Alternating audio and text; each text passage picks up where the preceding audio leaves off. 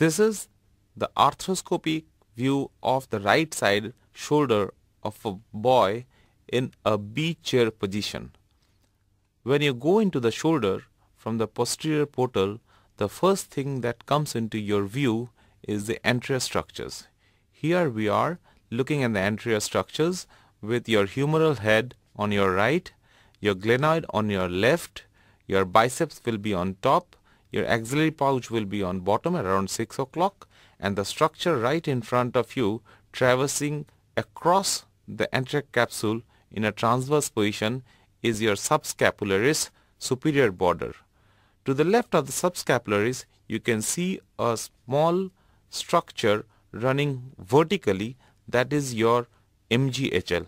Usually it's very flimsy. You'll have to see the anterior capsule well, the entirety of the subscapularis, and as you internally rotate the shoulder, you can see the complete insertion of the subscapularis. This is the area that has to be visualized very well, because this is the area where you get your subscapularis ruptures, most commonly on the inner surface. Proceeding upwards from this view, you get to see the biceps. This is the biceps insertion at the superior glenoid tubercle, and this is the lighthouse of your shoulder. This is where you orient yourself on the superior, medial, lateral and inferior directions. The biceps normally should be white, pristine, shiny. Here in this case, there is fraying of the biceps near its attachment, which indicates to some pathology in the biceps. Often you have a red synovitis enveloping the whole of biceps, which indicates to biceps stenosynovitis. It's not enough to look at the biceps insertion only. The biceps is followed over the humeral head right into the biceps tunnel, right where it exits from the shoulder. If you have a coracohumeral ligament rupture, this biceps subluxate medially, or it can subluxate into the shoulder joint if you have a subscapularis rupture. Immediately lateral and superior to your biceps is your supraspinatus. Supraspinatus again is a white shiny structure. This is the tendinous part of the supraspinatus muscle, and you visualize it laterally with abduction of the shoulder until you can see it getting inserted into the greater tuberosity. Either you can get a supraspinous tendinitis, you can see partial ruptures of the supraspinatus on the articular surface from here, or there's something called the PASTA, which is partial articular surface tendon avulsion, more commonly seen in young guys, where the tendon avulses from the greater tuberosity. Inferiorly, as you go into the axillary pouch, this is the anterior band of the inferior glenohumeral ligament.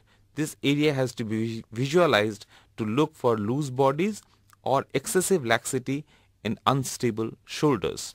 You need to look at the glenoid next to look at its articular cartilage. In subtle instabilities of the shoulder, you can see the anterior glenoid articular cartilage completely frayed and starting to degenerate. In a more occult shoulder dislocation, this is the area of the glenoid between 3 o'clock and 6 o'clock, which starts to erode and gives a glenoid erosion or a glenoid defect. Looking at the glenoid in its whole entirety, you proceed to examine the labrum. The labrum is normally a thick structure but soft on palpation, and as you palpate it from 1 o'clock to 2 o'clock, there is a small sublabral hole where apparently the labrum is not so tightly attached to the glenoid. This is the sublabral hole. It's a normal anatomical variant and should not be confused with a labral avulsion. Labral avulsion would generally start from 3 o'clock position and proceed posteriorly. This case has a normal healthy labrum. In contrast, if you look at the next case, there is a delamination of the labrum, which again indicates a subtle instability of the shoulder without a frank dislocation. The next structure to look at is the bare area. The bare area is surrounded on one side by the lesser tuberosity and on one side by healthy cartilage. The lesser tuberosity gives attachment of the infraspinatus, and this place can be examined for infraspinatus ruptures. The bare area normally is avascular or doesn't show any punctured bleeding marks. In contrast to this case, you can see there is blood which comes from impaction of the area against the glenoid in a dislocator. This is a Hill-Sachs lesion in development. A Hill-Sachs lesion should always be distinguished from the bare area before any treatment addressed to that area.